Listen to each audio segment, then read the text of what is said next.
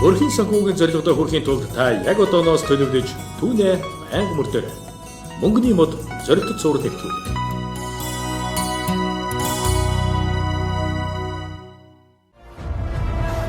Монгол улсад банкны салбар үүсэж хөгжсөн онцгийн товчом.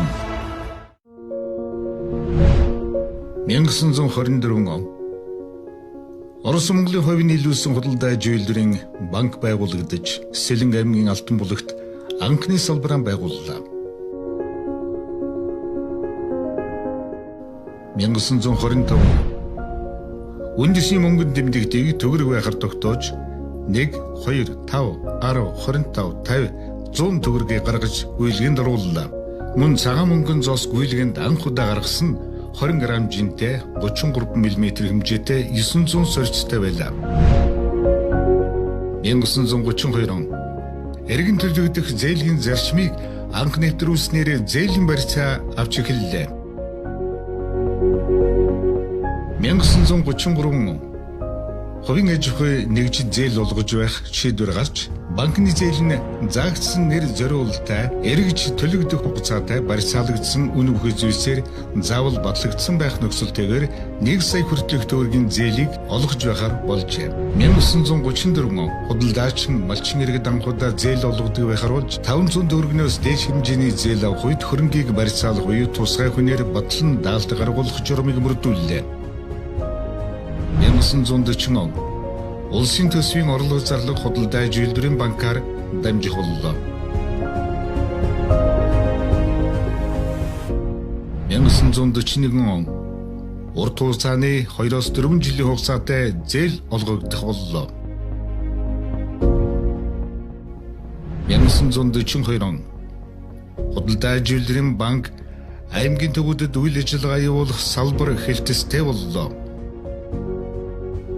1954 он зөвлөлт холбоот улс өөрийн хувь хөрөнгө хувьцааг Монголын талд шилжүүлэн өгснөөр худалдаа аж үйлдвэрийн банк нь улсын банкны ерөнхий хороо болж зохион байгуулагдаж Монгол улс өөрийн үндэсний банктай болох бололцоо бүрдлээ. 1956 он зээлийг эдийн засгийн агуулга зорилгоор нь харгалзан үзэж ангилж эхэллээ. 1958 он социалист орнуудтай бэлэн валютын гэрээ байгуулах эрх авчээ.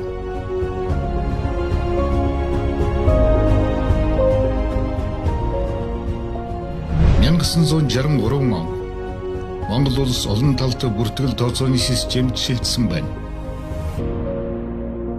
Энэ жил бол одоо ингээд Монгол улсад банк санхүүгийн тогтолцоо үүсч бий болсны одоо Монгол банк өөрийнхөө одоо үүдийг нээж өрхөө татаж тулгынхаа чулууг тулсны 95 жилийн дохиож байна. Тэгэхээр бол Монгол улсад банкны тогтолцоо үүсээд бол одоо 95 жил болоход бол түүхийн их олон нухчаатай ийм үеийг туулж ирсэн байгаа. Тэгээд 24 онд одоо тэр Сэлэнг аймгийн Алтан булаг хотод нэгдсэн бол одоо ингээд сүүлд нь бол энэ Улаанбаатар хотод нийслэл өрөөнд ирж байсан. Дараа нь ингээд одоо Хөвсгөл аймгийн Хатгал тосгонд ч юм уу одоо Доронтой аймагт за тэгээд ингээд бүх аймагуудаа ингээд салбаруудаа нийлсэн байдаг. Тэгээд 54 онд энэ хамтарсан банк маань Монголын талд 100% шилжсэн. За ингээд 100% Монголын өмчтэй Монгол банк маань ингээд байгуулагдсан. Дараа нь 90 онд одоо ингээд Монгол улс зах зээлийн нийгэмд шилжээд Монгол улсад хоёр шаталтай тогтолцоо бий болсон. Тэгэхээр бол нэг улсын банкны ерөнхий ороо байсан бол дараа нь одоо бодлого явуулдаг, зохицуулт хийдэг төв банк, иргэдэд үйлчлэгээг үзүүлдэг одоо бусад банкуд маань үүссэн. За одоо ингээ хаан банкны эхлэл, бодлогоо хөгжлийн банк маань бүгдээрээ ингээд улсын банкнаас салбарлаад гараад ингээд одоо хоёр шаталтай тогтолцоог бий болгосон байгаа. Тэгээ ерөнхийдөө мөнгөний бодлого маань чамжилттай явж байна. Банкуд маань ч гэсэн иргэдэд бүтээгдэхүүн үйлчлэгээгээ бол их сайн хүргэж байгаа гэж үзэж байгаа. Тийм. Цааш дээр Монгол өхний зүгээс ямар бодлогыг байлгаж байна? За ерөнхийдөө одоо 16-наас хойш 16 оноос хойш бол ерөнхийдөө эдийн засгийг докторжуулах энэ хүндрлийн даван туулахаар бол их олон арга хэмжээ хөтөлбөрүүдийг хэрэгжүүлсэн байгаа. Дээр нь олон улсын санхүүгийн байгууллагатай хамтарч бас нэлээд олон хөтөлбөр хэрэгжүүлсэн. Одоо хамгийн том нь бол олон улсын валютын сандаа ээж хөтөлбөр. Энэ хөтөлбөрүүдийн бол үр дүн бол тодорхой хэмжээнд гарч ирсэн байна. Өнгөрсөн онд эдийн засгийн өсөлт маань 6.9% гарсан. За энэ онд бол биднээс 19 онд бол энэ 7%-аас доош өсөлтөд гаргахыг гэсэн ийм зорилттой ажиллаж байгаа. За сая нэгдүгээр улирлын дүн гарахад бол ерөнхийдөө эдийн засаг бол 8% өсөд явж байгаа. Тэгэхээр ерөнхийдөө биднээс зорж байгаа зорилт маань биелэгдэх магадлал өндөр байна. За Монгол банкны хуулиар хүлээсэн үндсэн зорилго байдаг. Одоо Монгол улсын үндэсний мөнгөний төгрөгийн доктортой байлыг хамгаалах. Тэгэхээр бол энэ хүрээнд бол инфляц бол сүүлийн үед бол ерөөсөө манай зорилттой төвшний хэмжээнд хадгалагдаж чадж байгаа. Энэ маань бол бодлого бол бас тодорхой хэмжээнд үр дүнтэй сайн ажиллаж байгааг харуулж байна. За нөгөө талдаа бол ханш бол бас сүүлийн үед бас нэлээд докторцсон байгаа. Ер нь огцом савлгаа янз янзын зүйл анзаарэгдэх байгаа. Тэгэхээр энэ нь бол хойштоо бол энэ доктортой байдал маань удаан хугацаанд хадгалах боломжтой гэж харж байгаа. Ерөнхийдөө санхүү макро эдийн засгийн орчин өөрөө доктортой байх юм бол энэ үйлдвэрлэгч нар бизнес эрхлэгчд бол энэ доктортой орчинд ажиллахыг хүсдэг. Энэ үүднээсээ ч гэсэн одоо өөрийнхөө үйлдвэрлэл бизнесээ өргөтгөж явдаг. Тэгэхээр бол энэ хэмжээгээр бол эдийн засаг бас өснө. Тэгэхээр бол одоо макро эдийн засгийн доктортой байдал бий болгож байгаа дотоодын үйлдвэрлэгч нарт таатай орчныг бүрдүүлж өгч яаж байна. Амун гадны хөрөнгө оруулагч нар ч гэсэндээ бас нааштай юм байдлыг харуулж байгаа учраас бол цаашдаа бол Монголд хөрөнгө оруулах гадны хөрөнгө оруулагчдын тоо хэмжээ нэмэгдэж байна. Энэ нь өөрөө манай нэг худалдааны тэнцэл одоо төлбөрийн балансаас бас харагдаж байгаа. За энийг харин одоо цаашны зорилтгүй энэ доктортой байдлаа цаашд яаж аль болохоор удаан хугацаанд хадгалах уу гэдэг нь бол бид хэдийн өнөөдрийн бол үндсэн зорилт авч байна. За сайн байцгаана уу. За би Төрийн банкны харилцааны ахлах менежер Батчаргал. Монгол Улсад банкны систем мөч хөгжсөний түүх 95 жилийн баярын мэндийг нийт үеийн банкируудтай болон одоо банкны системд ажиллаж байгаа ажилтан албан хаагчид мөн нийт харилцагч нартай өргөн төвшүүлье. За ингээд Төрийн банк маань бол нийт 540 гаруй салбар нэгж 3800 гаруй ажилтнаараа дамжуулан банкны системийн бүхий л төрлийн бүтээгдэхүүн үйлчлэгийг түргэн шуурхай найдвартай үзүүлж байна. Өнөөдрийн арга хэмжээнд бол манай банк Газ банк, хүүхдийн хадгаламж, кредит карт гэсэн 3 төрлийн бүтээгдэхүүнээр оролцож байна. За манай хүүхдийн хадгаламж бол тухайн жил зарласан хамгийн өндөр бүтээгдэхүүнээр бол зарладаг ийм онцлогтой байгаа. За Газ банк маань бол интернет банк, мобайл банк, мессеж банк гэсэн 3 төрлийн бүтээгдэхүүнийг маань нийлүүлээд Газ банк гэдэг шинэ бүтээгдэхүүн бол манай банк гаргасан байгаа. За энэ 3 төрлийн бүтээгдэхүүн маань нийлээд 3000 төгрөгийн хураамжтай байгаа. За кредит карт маань бол иргэд аж ахуй нэгжид маань өөрсдийн хэрэгцээ шаардлагатай тохируулаад олон улсын энгийн кредит карт, олон улсын алтан кредит карт гэдгийг сонголтоос 300 мянган төгрөгнөөс 25 сая төгрөгийн хүртэлх кредит картын бүтээгдэхүүн бол авах боломжтой байгаа. За кредит карт маань бол хэрвээ пост хөрөмжөөр буюу дэлгүүр дээр ингээд худалдаа авах юм бол эхний 45 хоног хүртэлх хоногийг бол хүү төлөхгүй байх ийм боломжтой бүтээгдэхүүн байгаа.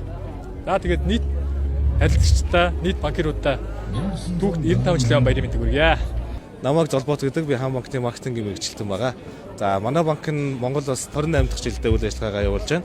За манайх энэ жил өдөрлөгт оролцохдоо бол яг захин банкны үйлчлэгээр илүү төлхөө оролцож байгаа. За харилцагчтай бол захин банкны үйлчлэгээр төлхөө өргөж байгаа. 2018 оноос эхлээд бид нар киоск буюу банкны түүх машин гэж нэрлэж болохоор 24 цагийн үйлчлэг авах боломжтой тийм машиныг оруулж ирсэн. Энэ ондоо бид нар тоог нь улаан боллын нэмэхээр ажиллаж байна. За сайн байцгаана уу. За намайг Эрдэнэчрийн Таяа гэдэг Ари банкны хаавал харилцагчийн өргөөний зөвлөгөө халамжлагч. За энэ өдөр банкны түүхт 95 жилийн болж байна. Манай Ари банкны нийт хамт олонны зүгээс нийт банкны салбарт ажиллаж байгаа бүх ажилчдаа, албан хаагчдаа баярын мэндийг дамжуулан уламжилж байна. За манай Ари банк 1997 оноос хойш одоо 22 жилдээ үйл ажиллагаа явуулж байгаа юм банк байгаа. За банкны бүтээгдэхүүн зээл, харилцах хадгаламж гээд бүх төрлийн бүтээгдэхүүн үйлчлэгийг харилцагчдаа үйлчилж байна. Ари банкныхаа нийт хамт олонны зүгээс түүхт 95 жилийн баярын мэндийг нийт банкируудаа хүргэж байна. За хадгаламжийн даатгалын корпорац маань үүсгэн байгуулагдаад 6 жил болж байна. Бид бол өнөөдрийн арга хэмжээгээр бид нар ерөнхийдөө олон нийтэд корпорацийн үйл ажиллагааг таниулах, иргэдийн одоо банктай харилцах хадгаламжийн 20 сая хүртэлх төгрөг бол даатгаад эрслээс хамгаалагдсан. Энэ талаарх мэдээллийг олон нийтэд бас өгөхөөр зорьсон байгаа. Манай корпорац олон нийтийн хөтөлбөр болон санхүүгийн боловсролын хоёр чиглэлээр бол төлөвлөгөө хөтөлбөр боловсруулалтад ажилладаг. Бид нэр энэ жил бас олон нийтийн санхүүгийн боловсролын дээшлүүлэх ажлын хүрээнд бид нар орон нутаг руу энэ жил нэлээд чиглэсэн үйл ажиллагаа зохион байгуулна гэж төлөвлөсөн байгаа. За өнөөдөр бол түүхт өдөр Монгол Улсад банкны салбарын хөгжил үүсч байгуулагдсан 95 жилийн арга хэмжээ бол ингээд талбай дээр өдөрлөг болоод явж байна. Энэ нь ямар учиртай вэ гэхээр нийт Монгол улсад 13 арилжааны банк байж байна. Хөгжлийн банк, дээрэс нь Төв банк мөн бусад олон улсын одоо 5 төлөөлөгчийн банкны 5 төлөөлөгчийн газар үйл ажиллагаа явуулж байгаа. Тэгэхээр энэ өдрийн зорилго маань банкуд маань өөрсдөө хэрхэн хөгжсөн талаар танилцуулах, түүхэн замнал мөн бүтээгдэхүүнийхэн талаар мэдээлэл өгч иргэдтэй зөвлөгөө өгөх энэ чиглэлээр хийж байгаа одоо нээлттэй арга хэмжээ олгож байгаа гэсэн. Банкуд ер нь ямар үйл ажиллагаа танилцуулж байгаа шиг байна? За ерөнхийдөө талбай дээр болохоор хөвчлэн одоо зөвлөгөө өгнө. Энэ хүнд яг ямар бүтээгдэхүүн хэрэгтэй байгаа юм бэ? Тухайн бүтээгдэхүүнийхэн талаар одоо давуу тал нь юу байдیں۔ Ямар боломж нэгдэж байгаа юм те. Мэдээж 95 жилийн ойг гэдэг чинь олон төрлийн урамшууллууд бас байж байна. Энэ өдөр бол одоо иргэд маань хэрэг талбай дээр явж байгаа бол яг өөртөө тохирсон бүтээгдэхүүнээ нэг цэг дээр авах боломж нь бол нэгдэж байна гэсэн. Үндсэн бүтээгдэхүүнээр ярих юм бол банк болгон бол ерөнхийдөө зай хадгаламж зээл дээрээс нь сүүлийн үед нөгөө кредит картууд бас айгүй их одоо хэрэглээнд болсон. Иргэдийн хувьд бол кредит картыг нэг л ярьж байгаа бол хэрэглээ нь ямар байдیں۔ Төлбөрөө яаханд эргэж төлтیں۔ Давуу тал нь юу байдیں гэдэг талаар нь бол нэлээд сайн мэдэж авах нь бол давуу талтай юм да. Монгол Банкны зүгээс 95 жилийн өрөөнд бол иргэд рүү чиглэсэн ээлтэй удирдлагын зохион байгууллаа. Цаашдаа ер нь юу хийхээр төлөвлөж байна? За, Монгол банк олон аянууд зохион байгуулсан байгаа. Үүний нэг нь бол банкны хөгжлийн 95 жилийн ойн аян бол энэхүү нэг 6 сарын хугацаанд үргэлжлээд маш амжилттай дуусж байна. За, үүний дараас мэдээж бас дахиад аян байгаа. Энэ аянууд юу хэлээд байна гэхээр Төв банк маань хаалгаа нээж байна. Иргэдтэй нээлттэй болж байна. Банкны салбарыг иргэд рүү төлхөө ойртуулж өгч байна. Мэдээлэл өгч байна. Гэх мэтчлэн давуу талуудыг бол маш их агуулж байгаа. Иргэд маань ер нь өнөөдөр өдөрлөд хэр сая төвтэй орцсож шиг байна. Мэдээлэл авч байна. Монгол банкны бүтэг бас ажилласан байгаа. Бидний хувьд бол эхний 30 минут баг бүх брошюрууд маань тарагдаад дууссан. Яагаад гэвэл иргэд маань мэдээлэл авах хэрэгтэй юм байна. Дандаа ач нартай их нартэй хэрэгтэй мэдээлэлүүд байна гэд одоо хамаг бүтээгдэхүүн бол дууссан байна. Тэгэхээр бидний хувьд бол мэдлэг түгээгч, санхүүгийн боловсролыг олгогч гэдэг утгаараа дандаа боловсролын чиглэлийн зөвлөгөө өгч, мэдээлэл өгч зарим тохиолдолд Монгол банк одоо өөрийнх нь чиг үүргийн дагуу бас асуултууд бас ирсэн. Иргэдийн хувьд бол жил ирэх тусам ерөнхийдөө санхүүгийн боловсролын мэдлэгийн түвшин дээшилж ирэх гэж үзэж байгаа юм байна. За, иргэд маань асууж байна гэдэг чинь иргэд маань сонирхож эхэлж байна гэсэн. За, сонирхож эхэлж байна гэж энэ хэрэгтэй байна гэдгийг ойлгоод явсан байна гэсэн. Урд нь бол одоо мэдлэг дутмаг байгаа үед бол найзынхаа хэлснийг өмрүүл явдаг те. Одоо хүмүүс харьцуулдаг болж эхэлж байна. Одоо судалдаг болж ирж байна. Энэ мессеж юу гэж хэлээд байна гэхээр одоо санхүүгийн боловсрол хэрэгтэй гэдгийг одоо бүх талд хүмүүс иргэд олон нийт төрийн байгууллагууд банкуд маань одоо нийгмийн хариуцлагаа ухамсарлаад эхэлсэн байна гэсэн давуу тал гарч эхэлж байна. Мөн түүнчлэн Монгол улс манаас олон улсын хэмжээнд ч ихсэн санхүүгийн боловсролоор их анхаарч байна гэсэн мессеж авсан. Сайхан дурдах юм бол одоо Child Youth Finance буюу олон улсын залуучуудын санхүүгийн байгууллага гээд нийт 170 орны гишүүнчлэлтэй 53 мянган байгууллага орсон ийм одоо хүчтэй хөдөлгөөн жил болгон дэлхийн мөнгөний 7 хоног өнгөрөөдөг байгаа.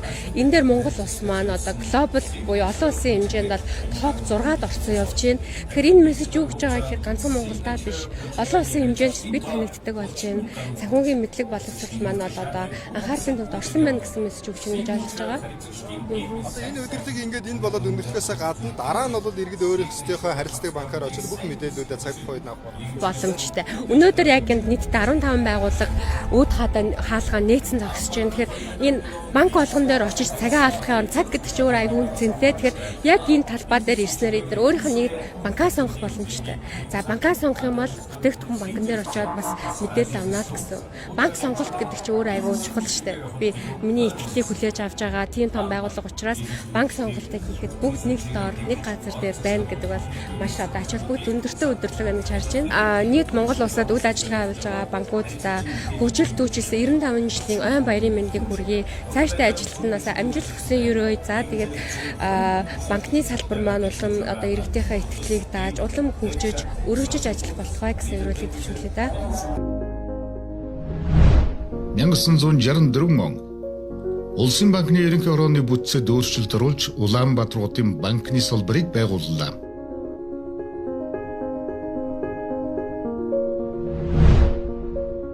1973 он электромашиныг анх ашиглаж банкны гүйлгээний баримтыг механикжууллаа.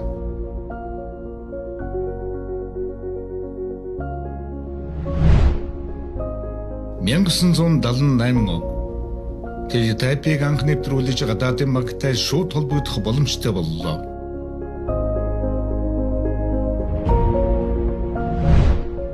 1986 он үндэсний валютын үнэт зүйлийг гаргах оруулахад тодорхой хязгаар тогтоож олон улсын валютыг үндэсний мөнгөн тэмдэгтээр солих бололцоог бүрдүүллээ. 1989 он олон улсын банкуудтай хамтран ажиллах хүрээг өргөжүүлэх зорилгоор хамтын ажиллагааны комисс байгууллаа.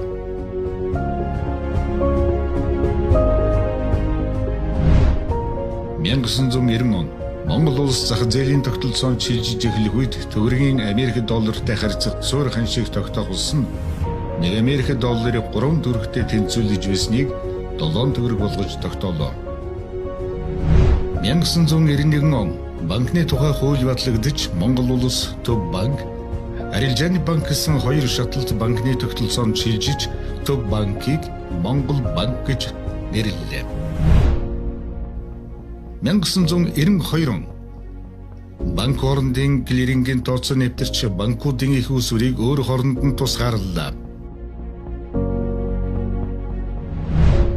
1993 он тогтмол ханшийн дэглэмээс валютын чөлөөтэй хөвөх тогтолцоонд шилжиж суур ханшийг 1 Америк доллартай 393 төгрөг тэнцгээр тогтоожээ. 1994 он мөнгөний бодлого мөнгөний үзүүлэлтүүдийг онилсон арга хэлбэр шилжлээ.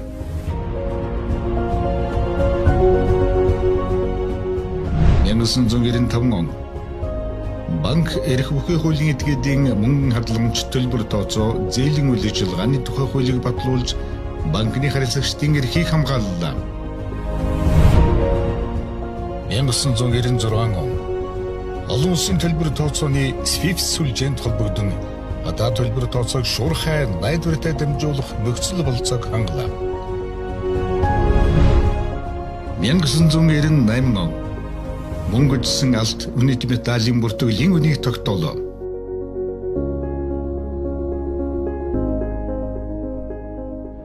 1999 он Массер олон улсын төлбөрийн картын сүлжээнд холбогдож төлбөрийн картын үйлчилгээ Монголд нэвтрлээ. 2001 он Монгол банкны дүрмийн санг 1 тэрбум төгрөгөөс доошгүй байхаар заасныг 4 тэрбум төгрөг болгон нэмэгдүүллээ.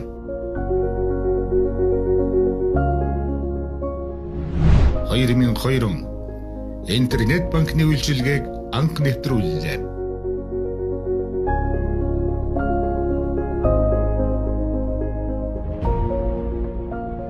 2004 он Эрдэнэсийн сангийн 2 танхим бүх үзмрийг нээснээр иргэдэд тус санд хадгалагдж байгаа хосгүй үнэт үзмрийг дэлгэн үзүүлэх боломж бүрдлээ. 2005 он төлбөр тооцооны төв үндэсний сахин гүйлгээний төвийг байгууллаа.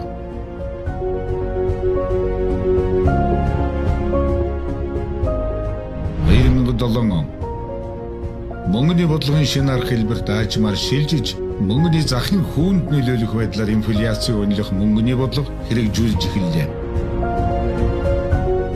2008 он олон улсын валютын сангийн стендбай хөтөлбөрт хамрагдсанаар Төв банкнаас валютын захад оролцох оролцоог бууруулж төгрөгийн ханшаа илүү уян хатан тогтох боллоо. 2009 он гадаад валютын дуудлага худалдааг нэвтрүүлж Төв банкны интервенцийг дуудлага худалдааны зарчмаар явуулах боллоо. 2010 он банк хоорондын төлбөрийн картын нэгдсэн сүлжээ нэвтэрч харилцагч альж банкаар үйлчлүүлэх боломжтой боллоо. 2011 он Монгол банк бүгд наримт хятад улсын ардын банк хооронд үндэсний мөнгөнд тэмдэгт солилцох swap хэлцэл байгууллаа. 2012 он Монгол улсын засгийн газар Монгол банкны хоорондоо гол нэрийн бараа бүтээгдэхүүний үнийг тогтворжуулах дунд хугацааны хөтөлбөрийг хамтран хэрэгжүүлэх харилцан ойлголцлын санамж бичиг байгууллаа. 2013 он банкн дахь мөнгөн хадгаламжийн даатгалын тухай хууль батлагдлаа. 2014 он банкны хяналт шалгалтын Базелийн хроноос гаргасан Базел 2, Базел 3 дэжиг баримтын стандартыг мөрдөж эхэллээ.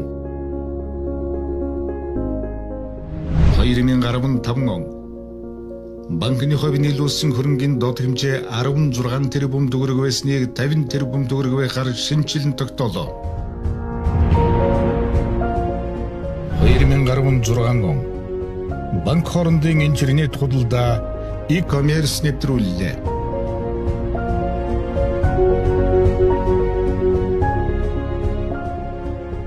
2017 он Монгол банкны алт худалдан авалт түүхэндээ анх удаа 20 тоннд хүрч гадаад валютын улсын нөөц 3 тэрбум Америк доллар боллоо. 2018 он Төв банкны хараат бус байдлыг нэмэгдүүлж төсвийн шинжтэй үйл ажиллагаа явуулахыг хориглолоо. Бодлогын шийдвэрийг Монгол банкны ерөнхийлөгч давуу эрхтэйгээр гаргадаг байсныг олон улсын жишгийн дагуу мөнгөний бодлогын хороо банкны хяналт шалгалтын хороогоор хэлэлцэж шийдвэрлэдэг боллоо.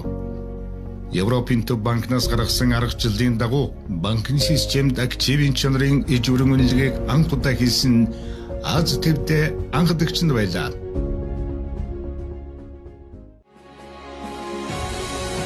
Өргөжлөлт үүсгэсэн 90